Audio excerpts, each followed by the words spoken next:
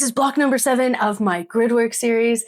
I'm Sam, this is Quilting Curve Studio. Let's go stitch. If you missed last week's video, it was, in my opinion, the worst grid so far, but I learned a lot. So for this week, I wanted to get back into something a little more geometric and something I'm good at. I started by stitching out the grid lines, and this takes me about 5 minutes to do. I always draw my grid lines on the quilt top before I mount it because then I can zigzag around following these lines. It allows me to hold my ruler in a really comfortable position and eliminates a lot of buildup along that outside edge. Once I have the grid stitched out, I'm going to add in some dot-to-dot quilting, moving vertically up and down the grid squares. Then I'm going to fill in the center of that space with some matchstick quilting. I am using the lines on my rocket ruler to help me keep the lines uniform. This eliminates the need to mark where I want to stop and change direction. But if you are getting started with this design, you could use your marking tool to put a little dot where you want to change direction. Hence, dot-to-dot quilting.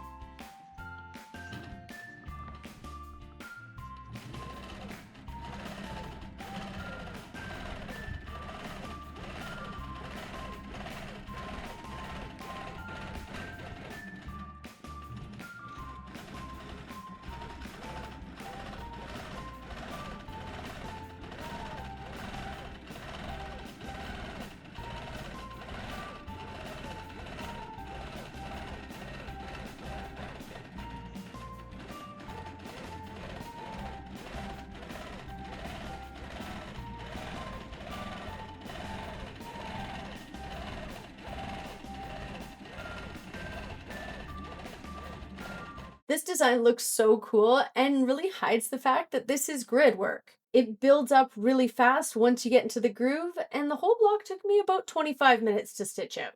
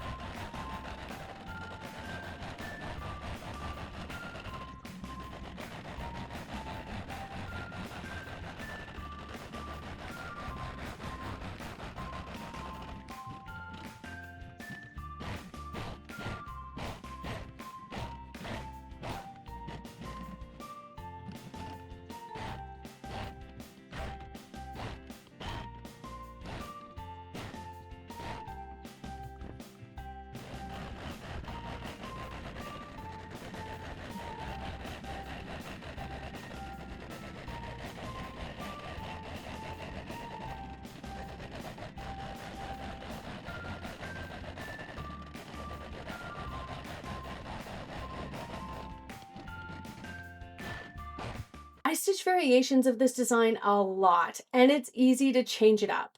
Try stitching the dot-to-dot horizontally, adding in an extra line, or even only stitching half the grid with a dot-to-dot. Definitely give this one a go. If you're finding any value in these videos, please like, comment, subscribe, and hype this video up. Thank you so much for watching, and I will see you next week.